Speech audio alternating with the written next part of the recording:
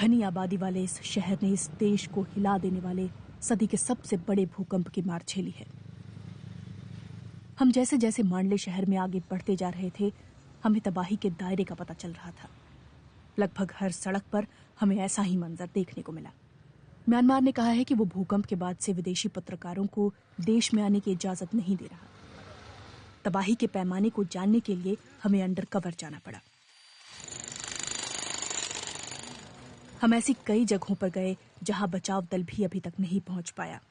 ये होटल है जिसे एक ऑफिस में तब्दील किया जा रहा था। यहाँ 5 मजदूर फंसे हुए हैं। उनमें से एक हैं 21 साल के साई हन पा। उनकी मां नान शिनहाइन वहां बाहर सड़क पर करीब 5 दिनों से इंतजार कर रही हैं। इंतजार कि कोई उस इमारत में जाकर उनके बेटे का पता लगा पाए।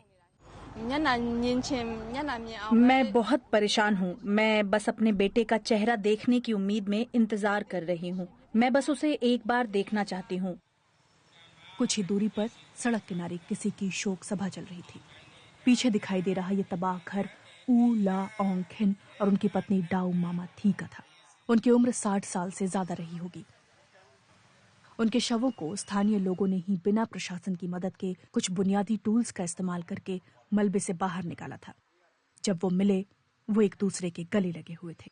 ये साफ नहीं है कि इन मौतों की गिनती की भी जा रही है या नहीं, या क्या हमें कभी मौत का असल आंकड़ा पता चल पाएगा।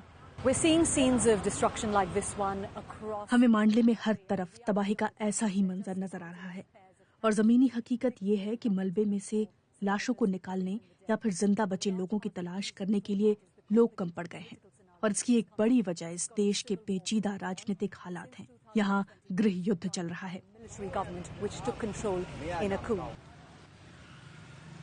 म्यांमार के जुंटा शासन के कई देशों के साथ अच्छे रिश्ते नहीं हैं, खासकर पश्चिमी देशों के साथ, जिसका मतलब ये है कि विदेश से ज्यादा बचाव दल यहाँ उतनी आसानी से नहीं पहुंच सकते। इस वजह से जिंदा बचे लोगों को ढूंढने में और मुश्किल आ रही है। हम किसी तरह मांडले के मुख्य अस्पताल के अंदर पहुंचने में कामयाब रहे, जहां हमें इसके और सबूत मिले कि स्वास्थ्य सुविधाएं किस दबाव से गुजर रही हैं। हम यहाँ देख रहे हैं कि अस्पताल अपनी क्षमता से ज्यादा भरे हुए हैं और लोग अंदर भी नहीं जा सकते क्योंकि इमारत टूटी हुई है। इसलिए लोगों का इलाज यहाँ बाहर ही किया जा रहा है। म्यांमार सरकार ने इन सभी चीजों के लिए अपील की है, लेकिन यहाँ अभी भी बहुत कुछ करने की जरूरत है।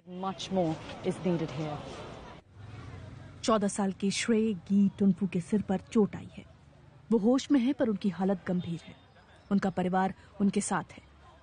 दूसरे बेड पर लेटी जाजा कह रही हैं कि उनके पेट पर चोट है। उनकी बेटी उन्हें सहारा दे रही है। हर तरफ हमें लोगों के परिवार वो सब करते हुए दिखाई दे रहे हैं जो मेडिकल स्टाफ को करना चाहिए। डॉक्टर्स और नर्स की संख्या जरूरत से काफी कम है। हमें गिरफ्तार किए जाने के डर से वहां से तुरंत निकलना पड़ा। हम ये देखने नहीं जा पाए कि मुर्दा घर किस हालत में है। शहर भर के पार्क और खाली जगह भूकंप की वजह से विस्थापित लोगों के लिए काम चलाऊ कैंप्स में तब्दील हो चुकी हैं। बेघर हो चुके लोगों की कोई आधिकारिक गिनती नहीं है। हमने देखा कि सहायता सामग्री पहुंचाने का काम छोटे छोटे ग्रुप्स कर रहे हैं। इनके पास सामान बहुत ज्यादा नहीं है। जो मिल सके लोग वो ले जाने की कोशिश कर रहे हैं। हम डाउ खिन सो मिन से मिले, जिन्होंने हमें बताया कि वो अब बेघर हैं। मुझे अब कुछ नहीं पता। मेरा दिल अभी भी कांप रहा है। ये बहुत मुश्किल है। मेरा घर तबाह हो गया। हमें बचाने वाला कोई नहीं है। प्लीज हमारी मदद करें।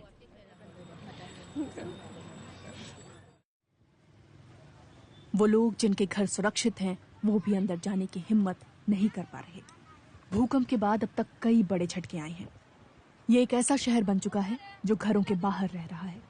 एक ऐसा शहर जो डर में जी रहा है। बीबीसी संवाददाता योगिता लम्हे की रिपोर्ट।